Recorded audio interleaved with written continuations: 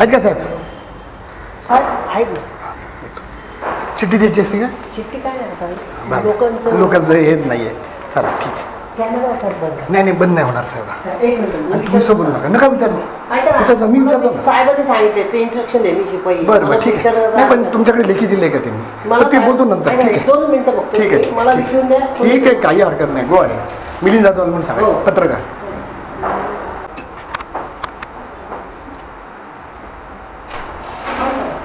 बंद करू? 1 मिनिट फक्त सरांशी बोलतो ना. सर मला फक्त 1 मिनिट बोलू द्या सर.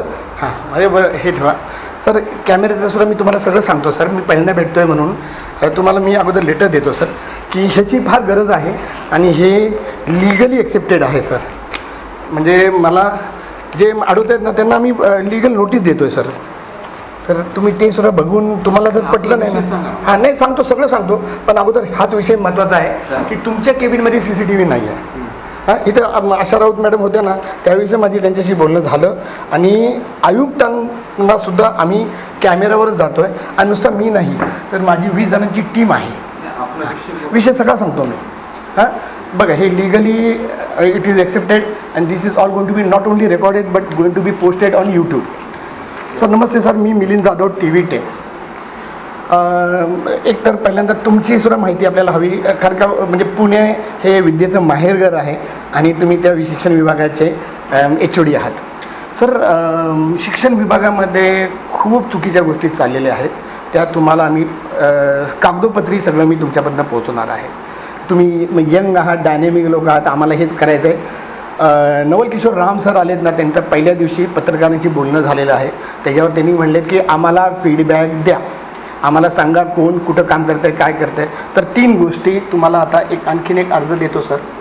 3 गोष्टीवर आपण भर देणार आहे जे आपल्याला.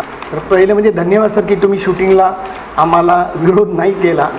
हां हे sir please just go through this. माझ्याकडे आता कदाचित कॉपी नसेल पण तुम्हाला मी कॉपी एकतर तुमच्या मोबाईलवरच पाठवीन, कारण का आपल्याला पेपरलेससुद्धा करायचं आहे सर.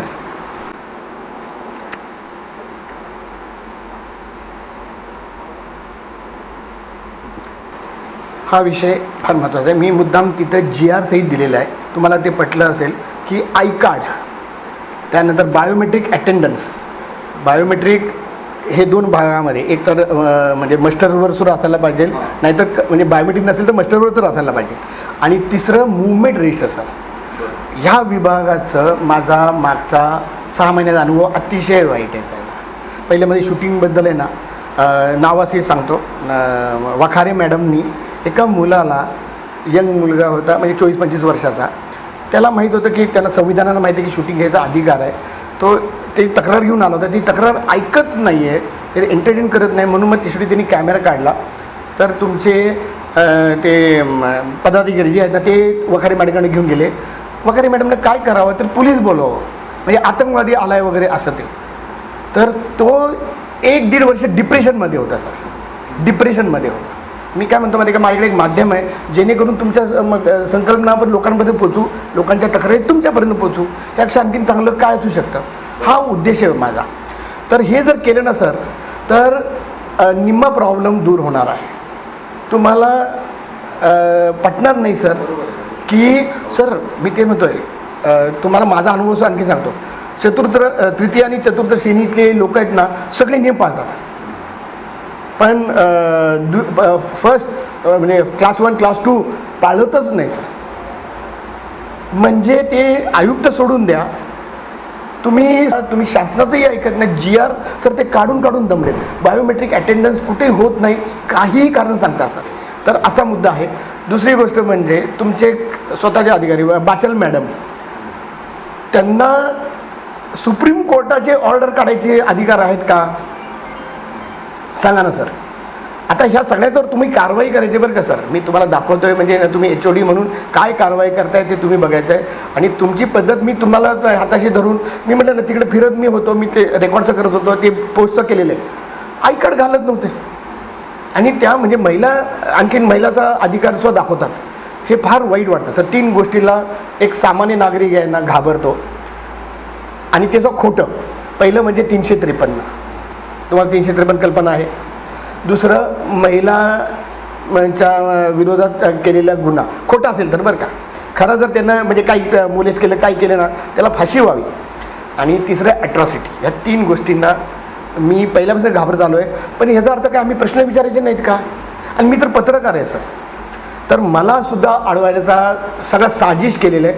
बाचल madam, Wakhare madam, Raut madam आणि खालच्या त्या जे आहेत ना त्यांचं गुन्हेगारी ह्याच्यामध्ये लिस्ट मध्ये नाव आहे, मला ते माहीत नाही, प्रशासन वगैरे. Sir everything is going wrong, believe me, माझ्याकडे सगळे प्रूफ सहित आहे. But I am not interested in giving them, penalising them.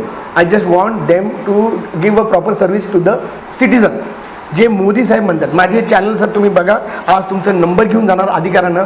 आणि सर तुमच्यासारखे यंग डायनॅमिक लोक सर आम्हाला सगळीकडे हवी आहेत, because you didn't stop me. पण राऊत मॅडमनं शेवटपर्यंत मला थांबवलं. जेव्हा माझं त्यांच्याशी 2 वर्ष म्हणजे अगोदरसुद्धा त्यांची 2दा जी बदली होऊन झाली ना त्याच्या अगोदरपासून माझा संबंध आहे. So it is not acceptable. Sir मला नंबर, आपलं नाव जाधव साहेब. हां, मिलिंद जाधव. सर मी तुम्हाला बाचल मॅडमचं आणि वखारे मॅडमचं तुम्हाला लेटरसुद्धा देईन. त्यांनी लेटर काढले जे सुप्रीम कोर्ट आहे, कंटेम्प्ट ऑफ कोर्ट आहे सर, कंटेम्प्ट ऑफ कोर्ट आहे. मी तुम्हाला लेटरसहित देतो, हां सगळं पाठवतो सर, हे माझी कॉपी आहे. हां, आणि तुमच्या ह्या नंबरवर मी हे सगळे GR पाठवतो. आणि माझं कम्युनिकेशन आहे ना सर, माझी कम्युनिकेशन पद्धत आहे कॅमेरा. मला मी म्हणाल लिहायला मला वेळही नाही आणि मला येत नाही, माझं अक्षरही चांगलं नाही, तर मी तुम्हाला त्या व्हॉट्सॲपवर पाठवत जाईन सर.